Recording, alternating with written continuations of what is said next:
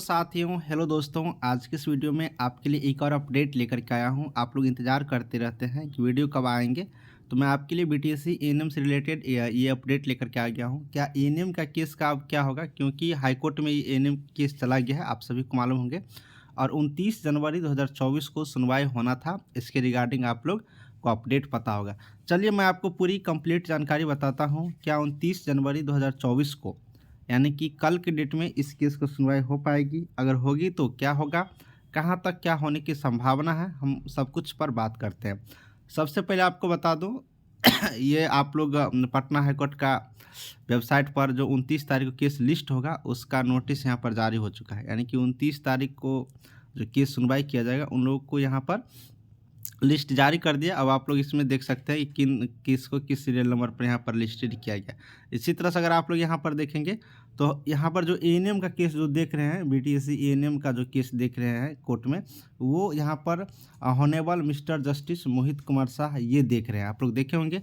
और और ये 29 तारीख के डेट में आप लोग देखिए, service matter other than education service from 2011 onwards civil review and tied of matters MJC all non tied of matters special assign matter, उसके बाद टाई ऑफ मैटर्स, इन सब केसों को यहाँ पर मतलब टोटल 5 कैटेगरी के जो केस है उन 5 कैटेगरी केस को लिया गया। हम लोग का जो केस है वो CWJC केस है।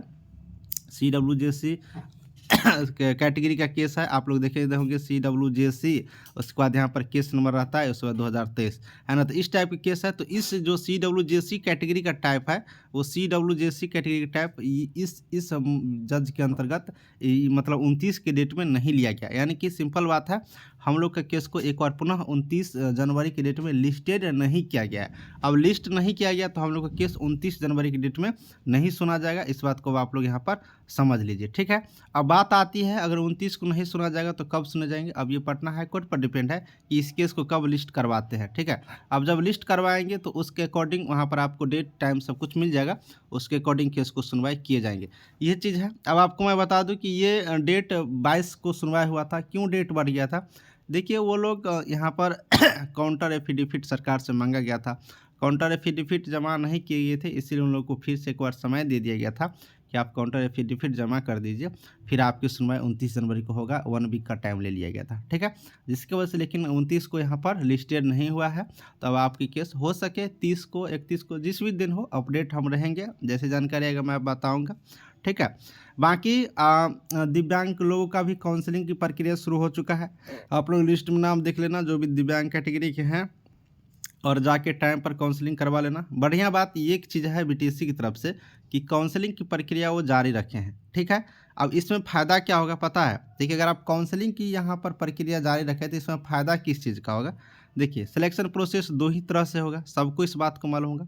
एक प्रोसेस क्या होता है, समझ लो इस बात को थोड़ा सा। एक प्रोसेस क्या होगा, एग्जाम बेसिस होगा, ठीक है।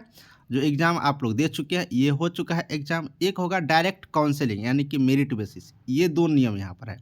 तो सरकार यहाँ पर इसमें संशोधन किया था, आप लोग देखे होंगे कि हम एग्जाम लेंगे, मेरिट हटा देंगे। लेकिन कुछ कैंडिडेट यहाँ पर पटना हाईकोर्ट गया, और पटना हाईकोर्ट गया तो इसका मामला भी फंसा हुआ है। तो फायदा क्या होता है कि काउंसलिंग हो रहा है।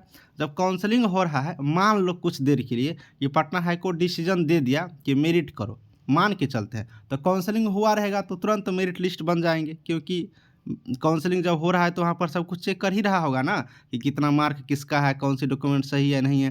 तो एक तरह से ये प्रोसेस भी कंप्लीट हो रहा है। इधर से आधा हो ही गया, बहुत सारे लोग को हो ही गया यहाँ पर काउंसलिंग। अब बाकी इन कैंडिडेट को भी यहाँ पर फ़ायदा होगा, क्योंकि ये एग्ज़ाम भी दे दिए और डीवी भी इधर हो रहा है। तो किसी तरह से आपको दिक्कत नहीं होगा। आप जिधर से भी सिलेक्शन प्रोसेस करेंगे उधर से आप लोग को फ़ायदा ही होगा, ठीक है। एक चीज़ यहाँ पर अपॉर्चुनिटी है कि बीटीएससी काउंसलिंग करवा रहा है, अपना काम कर रहे हैं।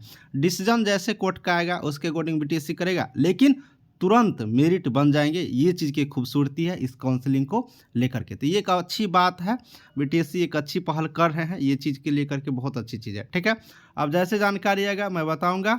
फिलहाल हम लोग इतना ही रहेंगे। आप लोग भी खुद से चेक कर लीजिएगा। पटना हाईकोर्ट की वेबसाइट पर आप लोग जा करके आप लोग भी खुद से चेक करते रहिए। आप लोग का ही केस है तो आप लोग को खुद से करते रहना चाहिए। हम तो एक बस माध्यम है, टाइम मिलता है तो आपको मैं जानकारी दे देता हूँ, तो आपको सोच समय मिल जाता होगा, ठीक है। इसी तरह का अपडेट आपको मिलता रहेगा, इसलिए अपने भाई चंदन को एक बार सब्सक्राइब कर लो सब चैनल को और लाइक वाइक कर देना। Thank you.